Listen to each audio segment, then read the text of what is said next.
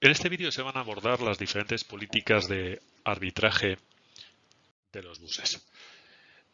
En el acceso a un bus hay que tener en cuenta que durante una transmisión de una información por un bus solo puede circular un tipo de información en cada instante de tiempo, una y solo una.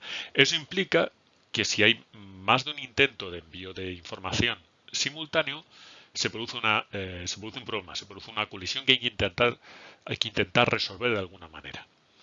Eso implica que un dispositivo debe asegurar que su acceso al bus es completamente exclusivo antes de iniciar una transacción. Para eso es necesario que haya una serie de dispositivos maestros del bus y capacitados para controlar peticiones de acceso al bus y otorgar el permiso para iniciar transacciones, y esclavos del bus que responden a peticiones de acceso pero que nunca las inician. Así pues, el procesador siempre debe ser un maestro del bus y la memoria siempre será esclava del bus porque la memoria nunca inicia ninguna petición de acceso al bus por sí misma. Siempre lo hace en respuesta a solicitudes de otros, tanto sea de lectura como de escritura.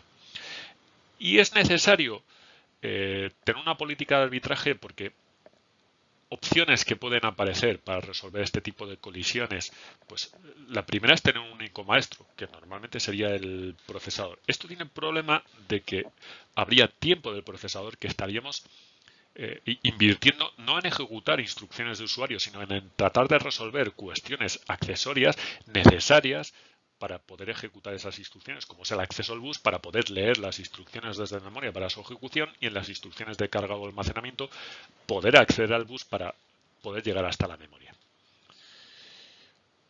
Y si no utilizamos un único bus, un único maestro, pues habrá que pasar a considerar colocar, tener varios maestros, en cuyo caso será necesario arbitrar mediante un protocolo quién en cada instante será el maestro del bus que pueda otorgar acceso al bus. Por lo tanto, el uso, la utilización política de arbitraje es absolutamente necesaria e indispensable. Pasos en el arbitraje de un bus, pues estos pasos están ligados a señales de bus específicas para ello.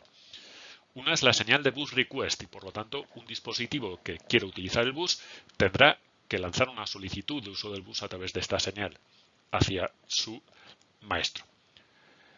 Habrá una señal de concesión de bus grant, que utilizará el maestro para conceder el uso del bus a algún dispositivo. La utilización de estas dos señales es crucial en las diferentes políticas de arbitraje, sobre todo la de concesión. Y fin, en cuando se termina el uso del bus, pues se puede liberar para que el árbitro pueda conceder el uso del bus a otro dispositivo. El uso de estas dos líneas, sobre todo el de concesión, tiene que basarse en dos factores muy importantes.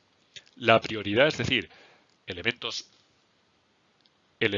o eventos con mayor prioridad tienen que tener acceso al bus antes que otros con menos prioridad, pero por contra se tiene que mantener un principio de imparcialidad, es decir, no puede haber inanición. Todo dispositivo que quiera utilizar el bus deberá poder utilizar el bus. Lo hará antes o lo hará después, pero debe poder utilizar el bus. No puede quedarse sin acceso al bus. En este vídeo se van a poner como ejemplo 4 sencillas formas de arbitraje entre las múltiples que hay, que son el arbitraje en serie centralizado o daisy chain, conexión en cadena, arbitraje paralelo centralizado, distribuido por autoselección y distribuido por detección de colisiones. En cuanto al arbitraje centralizado en serie, se basa en la utilización de la señal de concesión de uso del bus de una manera muy específica y es de tal manera que, como se puede ver en la figura, la capturan los dispositivos. Es decir, para poder llegar al dispositivo N, la señal de concesión debe atravesar todos los dispositivos anteriores. Esto implica que el dispositivo que esté más cercano al árbitro capturará la señal de concesión y únicamente la propagará cuando haya alcanzado sus máximas posibilidades, y cuando esté al límite de sus posibilidades y haya más posibilidad de utilizar el bus, pues dejará pasar la señal de concesión a los dispositivos que estén enchufados a continuación. Esto automáticamente da más prioridad al dispositivo que está más cercano al árbitro. En teoría, esta forma de conectar los dispositivos no necesariamente garantizaría la imparcialidad y además limitaría la velocidad del bus, porque para que le llegue la señal de concesión al dispositivo N antes tiene que atravesar todos los dispositivos, con lo cual hay unos tiempos hay que considerar, porque cada dispositivo decidirá o no si tiene que propagar la señal de concesión y la propagará. Eso sí, es muy fácil de ampliar cuando se añaden otros dispositivos. Un bus típico con estas características es el SCSI, el SC-SI. Bus SC-SI. Las implementaciones de este bus en la realidad no proporcionaban ningún tipo de problema de inanición, con lo cual de facto la imparcialidad se cumplía. Pero es cierto que una conexión mediante este esquema con la línea de concesión no garantiza la imparcialidad. En cuanto al arbitraje centralizado en paralelo, consiste en tener líneas independientes de petición y de concesión, como se puede ver ya en este caso. Cada maestro tiene su propia línea de concesión y, eso sí, hay un único árbitro. Y esto evidentemente hace que ese árbitro se convierta en un cuello de botella. La política de asignación que puede seguir este único árbitro puede variar en función de diferentes parámetros, pero esto evidentemente limita el número de dispositivos, el número de maestros que podemos conectar a este árbitro a una cierta capacidad en función del dispositivo que se utilice como árbitro. Un ejemplo de este tipo de arbitraje es el que utiliza el bus PCI, que es un bus típico de los PCs. Si no queremos limitarnos a tener un único árbitro, porque puede aparecer un cuello de botella y queremos tener N, pasamos al arbitraje distribuido por autoselección. Básicamente se basa en que los árbitros circulan sus identificaciones, sus solicitudes de utilización del bus, las circulan entre ellos. Y entre ellos deciden, en base a una prioridad preestablecida, quién es el que tiene más prioridad, y el resto esperan.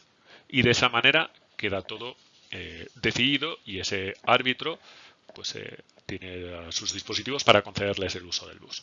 Un ejemplo de esta política de concesión es el bus de plano posterior del Macintosh 2S, un bus llamado NuBus.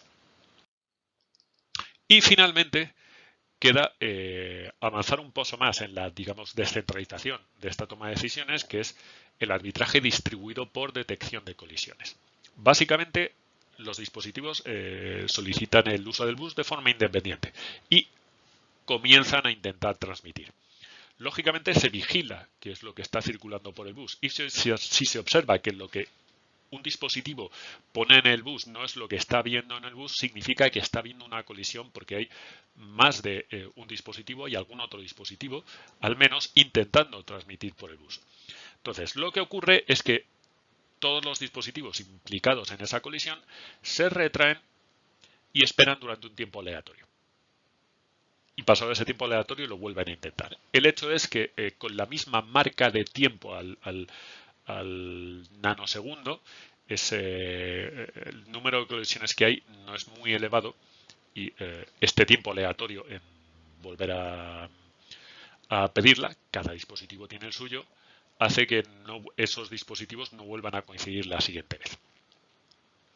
Esto parece un enfoque muy de fuerza bruta, pero es un enfoque que funciona y se utiliza mucho en la realidad. Por ejemplo, es el protocolo de arbitraje típico para el funcionamiento de la red Ethernet. Eso sí, es conveniente limitar el número de dispositivos en el bus para limitar también el número de colisiones simultáneas que se pueden dar en el bus.